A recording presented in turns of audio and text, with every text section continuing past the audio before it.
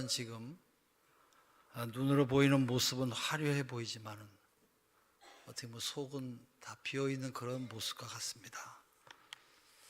향락 산업이 계속해서 번성하는 것은 우리가 다 아는 것이고, 또 뭔가 심각한 불감증에 걸려 있는 이런 영적 혼란에 빠진 것 같은 그런 느낌이 들어요. 교회도 마찬가지죠. 마치 영적인 공황을 맞이하고 있는 것처럼 교회도 크고 또 화려해 보이지만은 뭔가 영적인 힘을 잃어버린 것 같은 그런 생각이 늘 내 마음속에 있습니다. 우리 교회뿐만 아니라 우리 시대가 지금 우리 지역이, 우리나라가 그렇다, 그런 얘기예요. 내 마음에 성령께서 주시는 말씀은 늘 마음속에 옛날의 믿음을 회복해야 되지 않냐. 근래에는 믿음이 좋아졌다고 하는 사람보다는 믿음이 옛날 같지 않다고 하는 그런 이야기도 많이 합니다. 나라가 잘 살고 풍요로워지면서 믿음이 더 좋아지는 게 아니라 믿음이 흐트러지고 허물어지고 있다는 것이에요. 목사가 그런 얘기를 들을 때마다 심한 책임감 같은 걸 느껴요. 우리들이 사는 이 시대가 어떻게 목회를 하면 이렇게 지금 믿음이 좋아졌다고 하는 이야기를 들어도 시원찮을 텐데, 이야기하는 사람들마다 힘들다 하는 이야기를 듣게 됐을까? 그래서 그런 이야기를 들을 때마다 내 마음이 답답하고 힘들 때가 있어요. 또 내가 생각해도 그래요. 이러한 문제들이 왜 이렇게 되었냐? 뭐가 문제냐? 하나님께 물으며 고민하면서 제가 답답한 마음으로 하나님 앞에 기도하며 물었을 때 하나님께서 제게 주신 마음은 원래의 모습, 원칙이 통하는 그 모습으로 돌아가라, 그런 말씀이었어요. 원리가 무시되고 원칙이 무시되면 겉은 멀쩡하고 번지르해 보일지라도 그것은 모래성과 같다는 거예요. 기도 중에 하나님께서 주신 말씀은 학개서 1장이에요. 학개서의 주요 내용은 무너진 성전을 건축하라. 유다 백성들은 철저하게 실패한 민족이었죠. 70년 동안 바벨론 통치 아래 살았고, 그러나 하나님께서 그들을 긍휼히 여기셔서 70년이 지난 다음에 페르시아의 고레스 왕을 통해서 포로들을 예루살렘으로 귀환시키죠. 포로를 귀환시킨 하나님의 계획은 파괴된 성전을 재건하는 것이었어요. 바로 성전 재건은 하나님과 이스라엘 관계가 회복되는 것을 뜻해요. 하나님은 성전에서 백성들을 만나시고 성전에서 당신의 뜻을 나타내 보이기를 원하시는데, 성전을 건축하는 중에 주변에 방해가 있었어요. 그들은 주변의 방해를 이기지 못하고 성전 재건을 중단했지요. 사실 이런 많은 방해가 있어도 불구하고 이겨내야지 그게 사는 것이고 사는 길이고, 그것이 하나님 앞에 정말로 복을 받는 길인데, 그러나 유대 백성들은 환경에 굴복하고 쓰러지고 말았어요.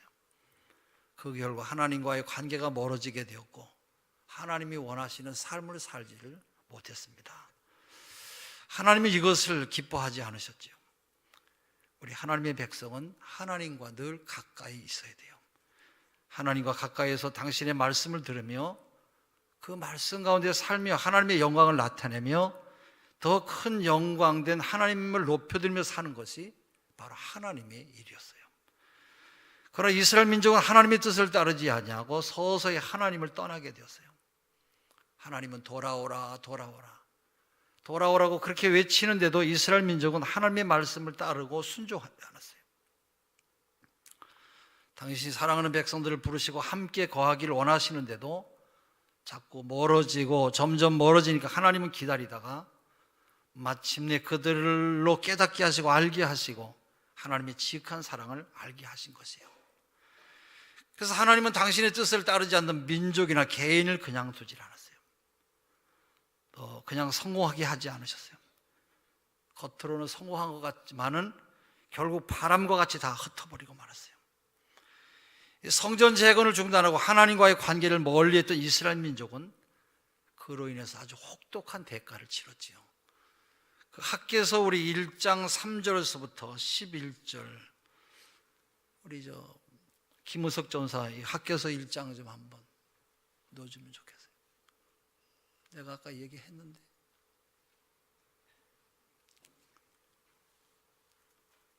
학개서 1장 3절? 안 했어요? 안 했어요? 그러면 좀 잠깐 넣어주세요. 예, 바로 넣으세요. 예. 우리 자막을 뜨는 거 보면서 함께 보겠습니다. 학개서 1장 3절.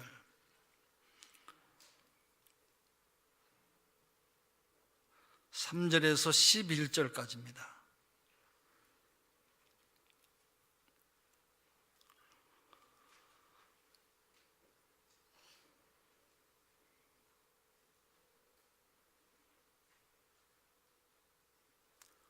우리 성경을 찾을까요? 나왔네요. 예, 3절입니다. 같이 1장 3절부터 4절, 5절 이렇게 해서 11절까지 보여주세요. 우리 같이 읽습니다. 시작. 여호와의 말씀이 선지자 학개에게 임하여 너희가 완벽 집에 거하는 것이 가하냐.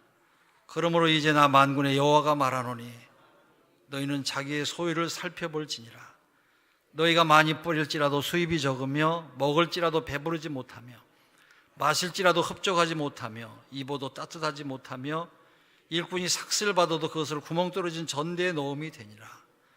나 만군의 여호와가 말하노니 너희는 자기의 소유를 살펴볼지니라.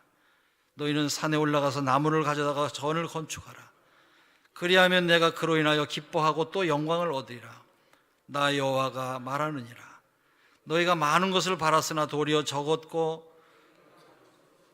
내가 불어버렸느니라. 나 만군의 여호와가 말하노라. 이것이 무슨 연고뇨. 내 집은 황무하였으되 너희는 각각 자기의 집에 빨랐음이라. 그러므로 너희로 인하여 하늘은 이슬을 그쳤고 땅은 산물을 그쳤으며 내가 한기를 불러 이 땅에 산에 곡물에 새 포도주에 기름에 땅의 모든 소산에 사람에게 육축에게 손으로 수고하는 모든 일에 임하게 하였느니라.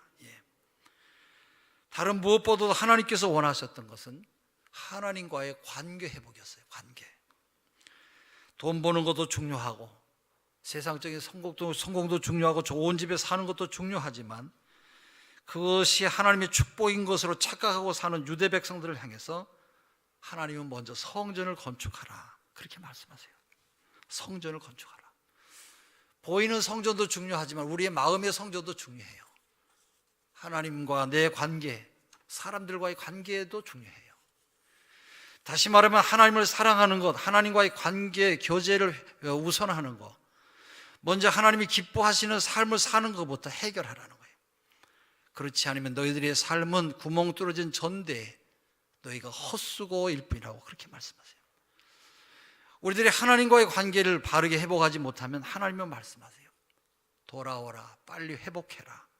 하나님이 회복하게 하세요. 그래서 하나님과의 관계가 얼마나 중요한지 몰라요. 기독교 방송을 그전에 들으니까 서울대 의과대학의 이황재 교수는 어려서부터 모태신앙이에요. 아버지 어머니의 기도 속에서 예수 믿으면서 자라는데 결혼하고 뱃속에서 아이가 태어나자마자 죽었대요. 그때 이 사람은 교회를 나가지 않고 신앙적인 갈등과 회의 때문에 방황하면서 신앙생활을 하지 않았다는 거예요. 여러분, 어려운 고난은 우리에게 어떤 하나님의 사인을 찾으라는 것이에요. 내가 네게 왜 이런 고난을 통해서 너를 훈련하고 너를 복주시려는지 그 원인을 너가 찾아보라는 거예요. 1살 된 아이는 죽고 부인은 아이가 없어서 고생하면서 기도하는 중에 드디어 8년 만에 딸을 낳게 됐어요. 얼마나 좋겠어요. 근데 5살 때 이 딸이 로얄 프린스를 자기가 타고 갔는데 부인이 옆에 아이를 안고 그러고 탔는데 교통사고가 났어요. 5살 먹은 딸이 간이 다 이 두부처럼 뭉개지고 그 죽는 줄 알았는데 하나님의 은혜로 어떻게 살게 됐어요. 그때 하나님 앞에 감사한금을 드립니다. 하나님, 내가 너무 방황하고 잘못 살았습니다. 이제 잘 믿겠습니다. 그리고 하나님이 철저하게 회개하고 자녀를 위해서도 자기 자신을 위해서도 신앙을 다시 회복해야 되겠다. 열심히 하나님 앞에 기도했는데 하나님께서 2주 만에 이 간을, 물론 좀 어느 정도 회복은 잘 안 됐겠지만 많이 치료가 되어가지고 깨끗이 회복이 되었다는 거예요. 여러분, 하나님은 이런 분이세요. 그래서 이분이 퇴원하고 교수들 모여 있는 그 신년 할애 때 안 믿는 교수들도 모두가 다 당신 예수 잘 믿으니까 하나님께서 복을 주신 거라고 모두가 다 그런 이야기를 했대요. 하나님은 우리들에게 무너진 하나님과의 관계를 바로 정리하고 신앙적인 방황을 빨리 끝나라는 것이에요. 이분은 그때 그런 경험을 통해서 지금까지 한 번도 하나님이 자기를 사랑한다고 하는 것을 한 번도 의심해 본 적이 없대요. 여러분, 하나님은 언제나 우리를 사랑하시고 언제나 우리들에게 복을 주시기를 원하시죠. 이 이황재 교수는 그래서 하나님께서 자기를 사랑한다고 하는 것을 이제는 100% 200% 너무너무 잘 안대요. 요만큼도 자기는 그것이 아니라고 생각을 하질 않은데 언제 어느 때는 하나님은 우리를 사랑하시고 언제나 함께 하신 하나님을 자기는 확실히 아주 확실하게 알게 됐다는 거예요. 그래서 그는 늘 하나님 앞에 감사한대요. 일이 잘 되면 잘 돼서 감사하고 또 안 되면 또 무슨 다른 것으로 하나님이 축복하시려고 그러나 보다 그러면서 또 감사가 나온대요. 할렐루야. 지금 이스라엘 민족에게도 하나님은 내가 너와 함께하고 너희들과 함께 지내고 싶으니까 먼저 성전을 건축하라는 거예요. 어리석은 처녀처럼 기름 준비하지 않고 있다가 낭패당하지 말고 깨어 있으라는 거예요. 눈을 열어 하나님을 바라보고 주님이 부르신 부르심의 사명이 무엇인지를 알고 전심전력을 다하라는 거예요. 그게 너가 사는 길이고 그가 바로 너의 민족이 나아가야 될 그런 때라는 것이에요. 여러분, 아모스서에도 똑같은 말씀을 하고 계세요. 아모스서에도 하나님은 무너진 성전을 다시 회복해야 될 것을 말씀하셨어요.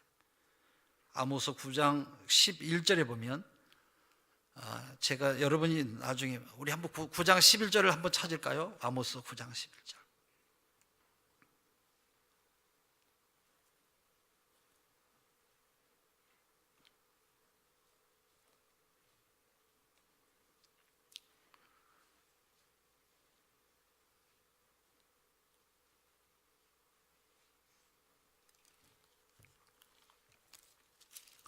(9장 11절입니다) 9장 11절.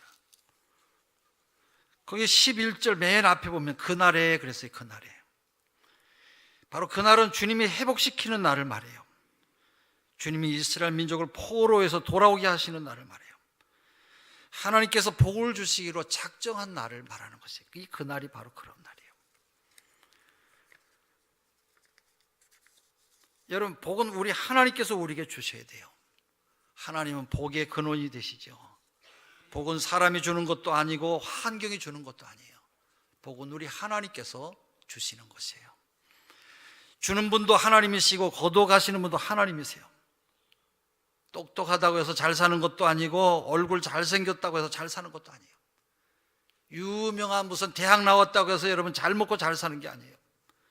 전도서 9장 11절 내가 헤아려서 보니 빠른 경주자라고 선착하는 것이 아니며 유력자라고 전쟁에 승리하는 것이 아니며 지혜자라고 식물을 얻는 것이 아니며 명철자라고 재물을 얻는 것이 아니며 기능자라고 은총을 얻는 것이 아니니 있는 것이 아니니 이는 시기와 우연이 이 모든 자에게 임함이니라 그랬어요. 머리 쓰고 잘났다고 해서 내 인생에 내 마음대로 되는 것이 아니라는 것이에요.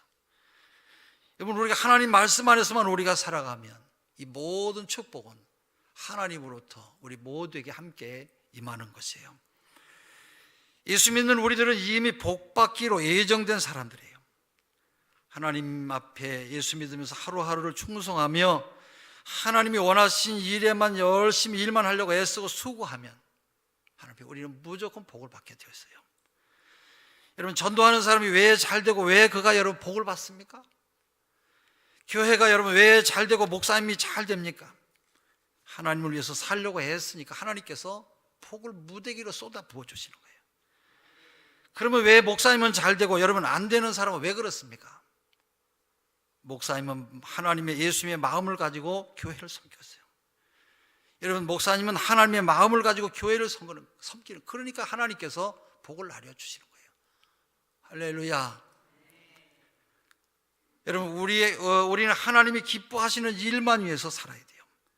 그것이 하나님 앞에 복을 받는 길이에요. 시편 37편 4절 여호와를 기뻐하라 저가 내 마음의 소원을 이루어 주시려다.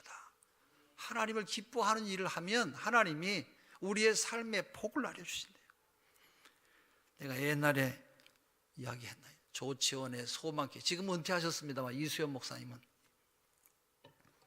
교회를 아주 어렵게 지었는데 교회 앞에 이렇게 땅이 있어요. 교회를 지니까 사람들이 오는데 주차장이 없어서 교회 일을 못해요. 사람들이 왔다가 주차장이 없으니까 가버리고. 주차장을 살려고 돈을 모아고 여전도에 남전도에 다 모으면 한 해 지나면 또 돈이 그 땅값이 헐쩍 뛰어나가지고 뛰어 올라서 지금 모아놓았던 돈의 2배, 3배 뛰니까 어떻게 할 길이 없어요. 몇 년 동안 계속 그러다가 아이고 못하겠다. 이거 다 집어치우고 우리 필리핀에 민다나오 섬에 교회가 필요하다는데 우리 교회나 지어주자. 있는 돈 다 갖고 오라고 그러고 교회 자정하고 다 합쳐서 3천만 원을 갖다 줬어요. 교회 지으라고. 그리고 돌아와서 이제 목사님도 성도들도 하나님이 더 복을 주셔야 우리가 살지 우리 힘으로 뭘 하겠냐.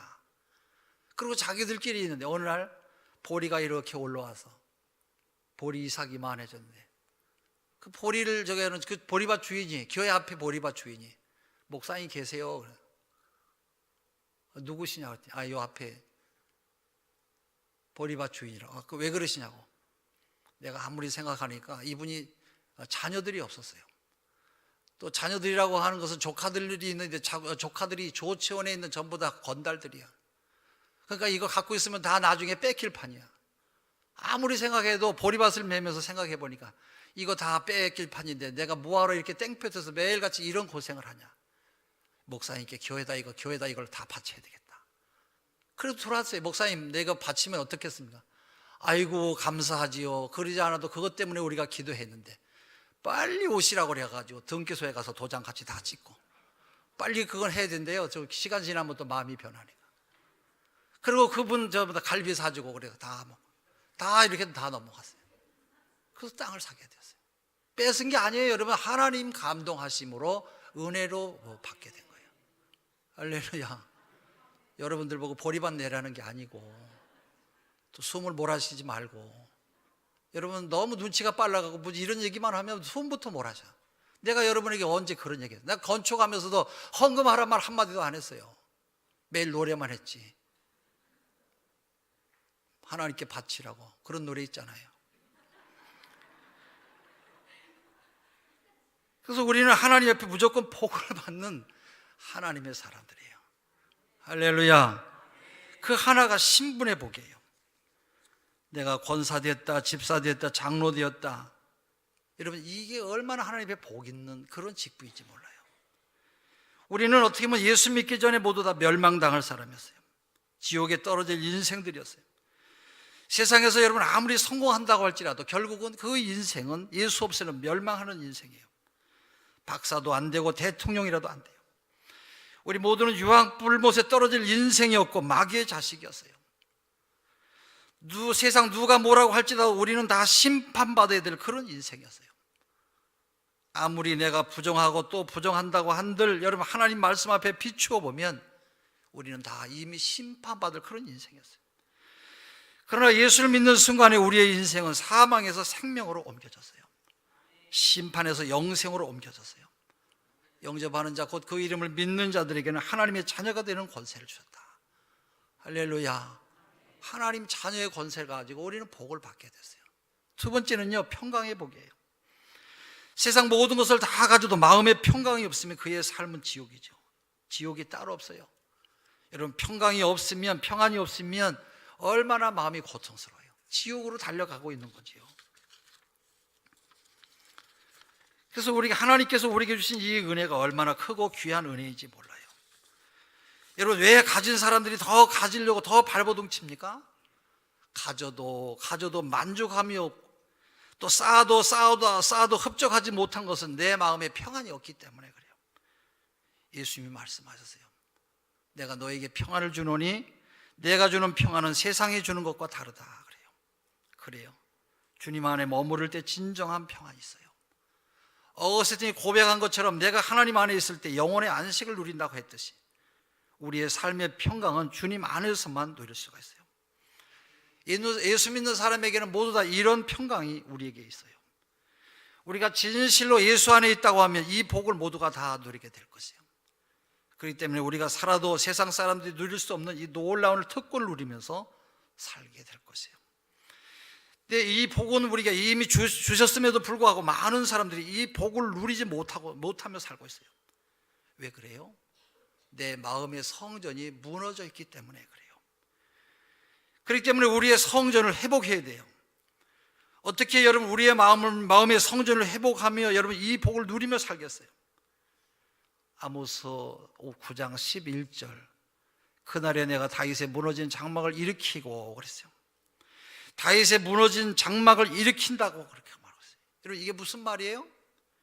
다윗은 이스라엘의 역대 왕 가운데 하나님 마음에 가장 합했던 그런 왕이에요. 하나님이 다윗을 보고 기뻐하신 것은 하나님을 향한 그의 그 다윗의 사랑이 남달랐기 때문에 그래요. 시편의 많은 시는 하나님을 뜨겁게 사랑했던 다윗의 고백이에요. 시편 84편 2절, 내 영혼이 여호와의 궁정을 사모하여 세약하며 내 마음과 육체가 생존하신 하나님께 부르짖나이다. 시편 84편 10절, 주의 궁정에서 한 날이 다른 곳에서 첫날보다 나은즉 악인의 장막에 거함보다 내 하나님 문지기로 있는 것이 좋사오니. 다윗은 하나님을 사모하는 열심이 아주 특심이었어요. 그는 하나님을 향한 마음이 간절했고 진실로 그는 하나님을 사랑했고 하나님을 향한 그의 마음은 사무칠 정도였어요. 그러나 이스라엘 민족은 오늘 여러분 이 하나님을 사랑하는 이것이 다 무너져 있었어요. 그들에게 하나님은 살아있는 하나님이 아니라 종교적인 하나님이었고 습관적인 그런 하나님이었어요. 그들의 예배는 진실함이 없었어요. 한 시간 떼어버리는 의미 없는 그런 예배였어요.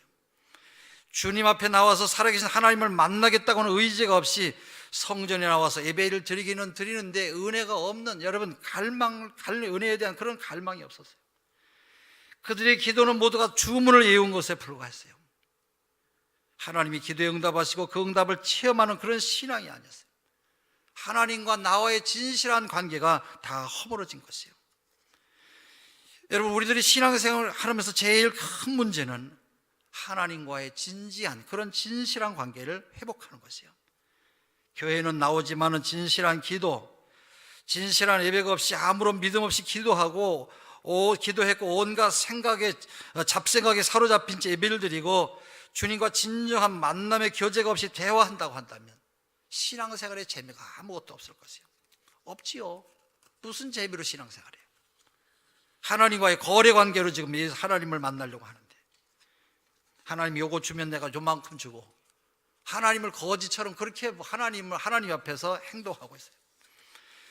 이런 사람은 교회 가는 것은 형식이 되어버렸고 무너진 장막과 같아요. 하나님은 우리들에게 하나님과의 진실한 관계를 회복하기를 원하고 계세요. 우리가 살다 보면 어김없이 이런 문제에 부딪혀요. 삶에 시달리다 보면 하나님과의 관계는 뒷전으로 밀려날 때가 있어요. 제가 그 전에 신년 초에 우리 부목사로 한기혜 목사님이 있을 때 우리 2주 동안 한번 함께 같이 기도를 하자, 철야 기도를 하자. 그래서 하나님 앞에 우리가 은혜를 좀 사모하고 교회를 좀 더 확실하게 세워야 되겠다. 함께 그래서 기도했어요. 기도 중에 하나님께서 내게 주신 일이 너무 고맙고 감사해서 찬송을 하기 시작했어요. 그 하나님의 은혜가 제게 너무 커서 예수 나를 오라 하네, 예수 나를 오라 하네, 어디든지 주를 따라 주와 함께 가려네. 여러분 기도하다 보면 감사가 나오지 않습니까? 감사하면서 하나님 감사합니다. 나 같은 사람을 불러주시고 주의 종 삼으시고 하나님 교회를 섬기도록 은혜 주신 것을 생각하니까 너무너무 감사했어요. 하나님의 은혜가 아니면 지금 어디서 방황하는 삶을 살지 모르는 불쌍한 나를 불러주시고 이 밤에도 하나님 앞에 엎드려 교회를 위해서 성도들을 위해서 밤을 새우면서 기도한다고 생각하니까 눈물이 났어요.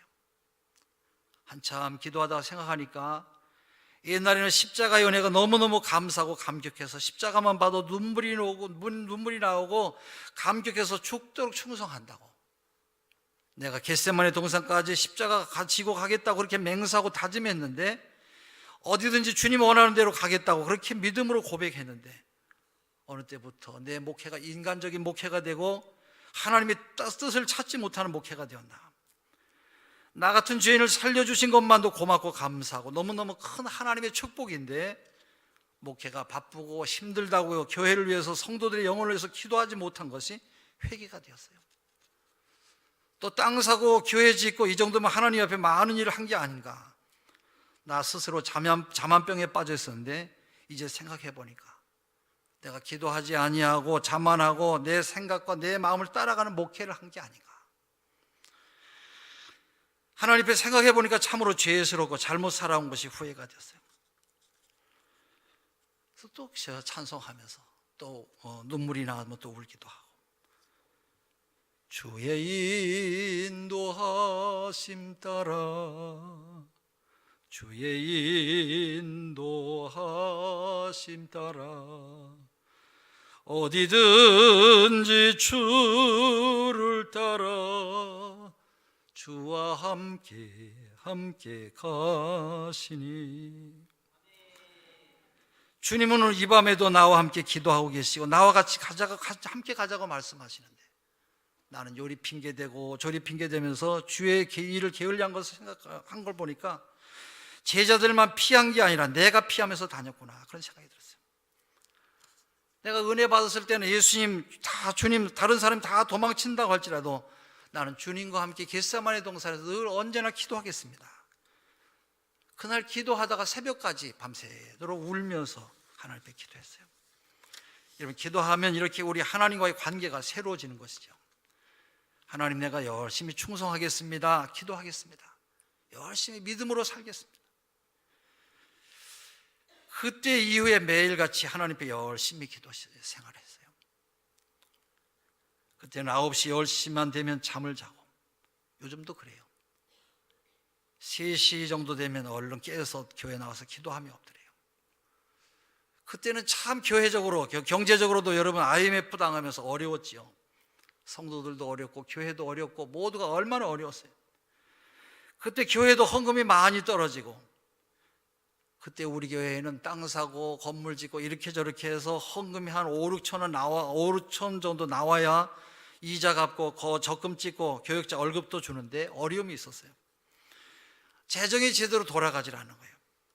그래서 하나님 앞에 기도 제목을 가지고 또 성도들 가운데도 기도해달라고, 헌신된 사람, 충성하는 사람, 기도하는 사람, 전도 많이 하는 사람, 하나님 이런 분들을 보내주시든지 세워주시든지 어쨌든지 하나님 앞에 은혜 달라고 기도하고 매달렸는데 하나님이 기도하는 중에 기도하는 사람을 보내셨어요. 그때 오신 분이 김경심 권사님. 어떻게 오늘 안 나오셨어요? 낮에는 나오셨던 것 같은데. 예. 그때 우리 김경심 권사님은 집사 때였는데 64살이었고요 엎드리기만 하면 3시간 엎드려서 기도하는 사람이에요. 또 헌금하는 사람을 보내주셨는데 이유태 집사님이라고, 그분 오셔서 오시자마자 매주일 우리는 감사헌금 5만 원도 못 내는데 이분은 매주 감사헌금을 50만 원씩 내고요, 11조를 280만 원 내고요, 구제헌금 50만 원, 성경헌금 50만 원, 또 꽃꽂이를 우리가 다 한다는 거예요. 할렐루야. 여러분, 기도는 그래요. 아멘도 안 해. 어떻게 남이 한다니까 이렇게 배가 아픈가 봐. 기도도 안 하면서 그렇게 세금 많이 내는지 모르겠어요. 여러분, 기도로 모두 다 하나님 교회를 잘 세워가시기를 바랍니다. 여러분, 기도는 그래요. 기도는 여러분 하나님 앞에, 여러분 아무리 우리가 기도를 통해서 하나님과의 관계도 회복하시고 여러분 가정에도 기도를 통해서 축복의 열매가 날마다 여러분 삶 속에 열리시기를 주의 이름으로 축원합니다. 우리가 여러분 아무리 열심히 산다고 할지라도 기도 없이 열심히 사는 것은 물 없는 사막을 횡단하는 것과 똑같아요. 결국 목말라서 지치고 쓰러지고 말 것이에요. 여러분, 기도의 천막이 찢어지고 새고 있다고 생각하세요. 생각해 보세요. 여러분 모두 다 기도를 회복하시기를 바랍니다. 기도에 무너진 천막을 일으켜야 돼요. 하나님이 여러분을 막연하게 지켜주신다고 생각하지 마세요. 하나님은 이스라엘 백성들의 이런 막연한 생각이 결국 그들을 실패로 이끌어갔어요. 예레미야는 주님과의 만남의 새로움을 이렇게 고백했어요. 예레미야 선지자는 여호와의 자비와 긍휼이 무궁하심으로 우리가 진멸되지 아니함이니이다. 이것이 아침마다 새로우니 주의 성실이 크도소이다. 그는 아침마다 하나님 앞에 먼저 주님 앞에 나갔어요. 그리고 기도로 주님과 대화했어요. 또 기도하다가 주님의 사랑을 경험했어요. 하나님의 긍휼하심, 불쌍히 여기시는 것을 체험했어요. 기도 중에 만난 하나님을 경험하게 되니까 아침마다 인생의 새로운 것을 경험하고 체험할 수가 있었어요. 신앙생활의 진정한 맛을 느끼게 되었어요. 지금 하나님께서 우리 교회에 세워야 될 다윗의 장막이 있다고 말씀해요. 그것은 바로 기도의 장막이에요. 지금 하나님께서 우리 교회를 자라게 하실 때 여러분 겸손히 엎드려야 돼요. 기도의 천막을 일으켜야 돼요. 여러분 모두가 다 그런 하나님의 사람들이 되시기를 바랍니다. 그게 하나님 앞에 우리가 은혜를 받고 복을 받는 길이에요. 하나님 교회를 잘 세우는 것이 결국은 하나님께서 교회만 뿐이 아니라 교회를 잘 세우면 우리의 가정도 복을 주시고, 아까도 말씀했잖아요. 그 이종빈 장로님은 자기네 교회 전도 축제에 열심히 교회 세우기 위해서 애를 썼는데 하나님께서 자기 복도 많이 주시고, 또 자기에게 하나님께서 복을 많이 주셔서 사업의 복을 주시고 물질의 복을 주시고 또 장로의 직분도 주셔서 하나님 교회를 크게 세우는 일에 지금도 열심히 충성한다는 거예요. 할렐루야. 우리들에게도 기도의 천막이 세워질 때 진정한 하나님의 축복이 우리 모두에게 풍성히 임할 줄로 믿습니다. 하나님께서 우리에게 주신 이 강력한 말씀은 우리의 교회도 여러분의 삶에도 긴급하게 세워야 될 다윗의 천막은 바로 기도인 것이에요. 기도의 천막. 기도로 하나님과의 관계를 뚫고 나가야 우리 모두는 주님이 주시는 그 모든 복을 다 받을 것이에요. 우리 하나님의 은혜와 축복이 중보 기도를 통해서 또 이번 총력 전도주의를 통해서 여러분 모두에게 함께 하시기를 주의 이름으로 축원합니다. 그 일을 통해서 교회를 세우시고 여러분의 개인은 또 하나님의 은혜를 또 복도 받으시고, 어쨌든 하나님의 그의 나라와 그의 의를 구하는 여러분에게 주의 놀라운 은총이 함께 하실 줄로 믿습니다. 기도하기 전에 먼저 오늘